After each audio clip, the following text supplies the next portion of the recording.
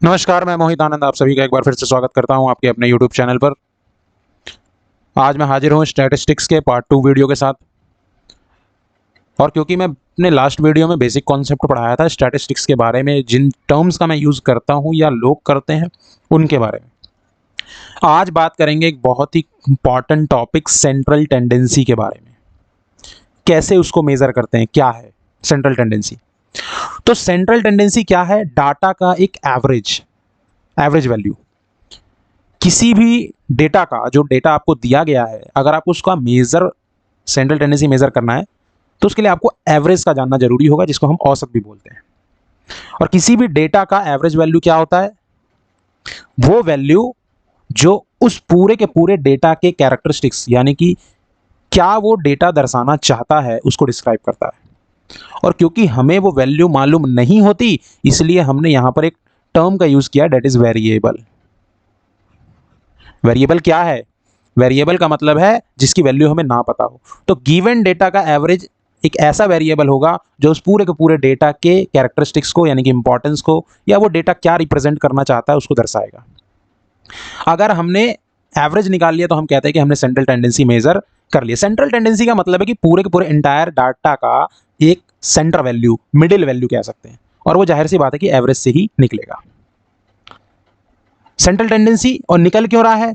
क्योंकि जो उसकी वैल्यू आ रही है, एवरेज की वैल्यू कहूं या सेंट्रल टेंडेंसी कहूं, वो दो एक्सट्रीम के बीच में लाई करेगा। और एक्सट्रीम क्या होते हैं?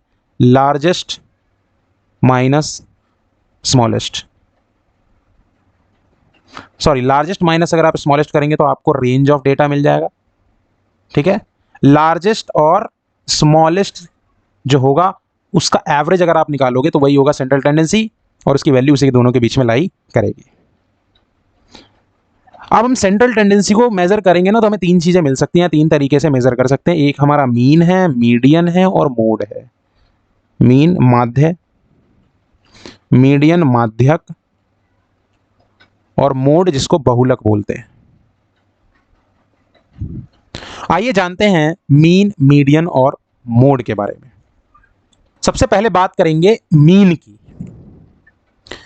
किसी भी given set of observations, observations का मतलब है कि जो भी डेटा आपको दिया गया है उसकी जो न्यूमेरिकल वैल्यू है, हर एक न्यूमेरिकल वैल्यू को हम ऑब्जर्वेशन बोलते हैं। जो पूरा का पूरा सेट है ऑब्जर्वेशंस का, अगर हमें उसे का मीन निकालना है तो हमें क्या करना होगा? सम ऑफ ऑब्जर्वेशंस, जो भी ऑब्जर्वेशंस हैं उन सभी का सम, और जितने टाइम्स वो अकर हुए हैं उनकी मल्टीप्लाई के साथ, अपॉन में नंबर ऑफ ऑब्जर्वेशंस। मैं मीन, मीडियन और मोड पे क्वेश्चंस भी लेके आऊंगा, बेसिक्स। अभी कॉन्सेप्ट पे फोकस कर रहे हैं कि अगर हम किसी भी डेटा का मीन निकाल रहे हैं, मैंने आपको बताया था कि डिस्ट्रीब्यूशन टेबल दो तरीके के हो सकते हैं, ग्रुप्ड और अनग्रुप्ड। अगर आप अनग्रुप्ड डेटा का मीन निकाल रहे हैं तो उसमें क्या करेंगे आप? जितने भी ऑब्जर्वेशंस हैं और वो जितने टाइम्स भी आए, जैसे मान लेते हैं कि एक जो है वो 3 बार आया है, तो मैं उसको सिर्फ एक नहीं लिखूंगा, 1 into 3 लिखूंगा। दो जो है वो 2 बार आया है, मान लीजिए एक 3 बार आया है और दो 2 बार आया है। इसका अगर मुझे मीन निकालना है तो मैं क्या करूंगा? सम ऑफ ऑब्जर्वेशन। एक कितनी बार आया? 3 बार, तो कितना हो गया? 3। और दो कितनी बार आया? 2 बार, तो कितना हो गया? 4। और टोटल नंबर ऑफ ऑब्जर्वेशन कितने हैं? 5। तो मीन कितना हो जाएगा? 3 + 4 upon 5, and that is equals to 7/5। और 7/5 कितना होगा? 1.4। 1.4 जो होगा मीन होगा गिवन सेट ऑफ ऑब्जर्वेशन का। समझ में आ रहा है? और अगर आप ध्यान देंगे तो ये जो 1.4 की वैल्यू आई है वो दो एक्सट्रीम के बीच की है। सबसे बड़ा क्या था? 2, सबसे छोटा क्या था? 1, और वैल्यू उसके बीच की है, इसलिए हम इसको सेंट्रल टेंडेंसी भी कह सकते हैं। ये जरूरी नहीं है कि हर बार वो वैल्यू मिडिल ही होगी, बट मोर और less close to middle value ही होगी।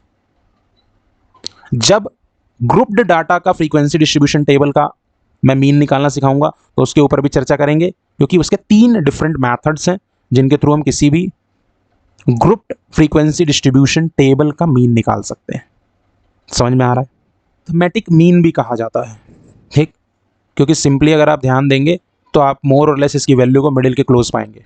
बात कर लेते हैं मीडियन की, जिसको माध्यक भी कहा जाता है। मीडियन क्या है? मीडियन एक ऐसी वैल्यू है गिवन डेटा की जो वैल्यू उस पूरे के पूरे डेटा को दो इक्वल पार्ट्स में डिवाइड कर देता है। ये भी एक सेंट्रल टेंडेंसी मेजर करेंगे, उसी से निकलेगा।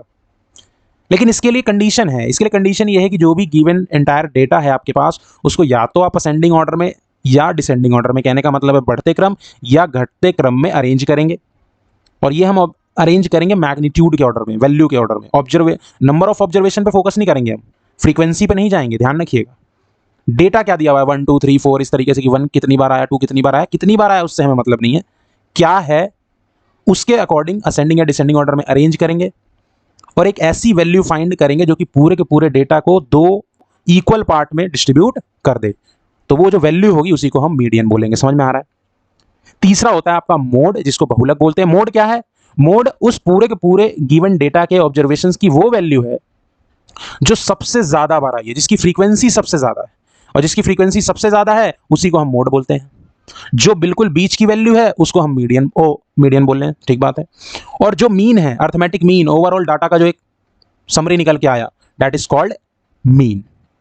और मीन, मीडियन, मोड क्या है? सेंट्रल टेंडेंसी को मेजर करने के तरीके हैं, जिसको मेजर करके हम पूरे के पूरे डेटा को एनालाइज कर सकते हैं। समझ में आ रहा है? अगर वीडियो पसंद आई हो तो वीडियो को लाइक करिएगा, चैनल को सब्सक्राइब करिए, मेरे इंस्टाग्राम आईडी को भी आप फॉलो कर सकते हैं। नेक्स्ट वीडियो में मिलेंगे कुछ सवाल के साथ, सिंपल सवाल के साथ, ताकि जो कॉन्सेप्ट्स आपको कराए जा रहे हैं उन कॉन्सेप्ट पर क्वेश्चन के थ्रू भी डिस्कशन किया जा सके। तब तक के लिए बहुत बहुत धन्यवाद।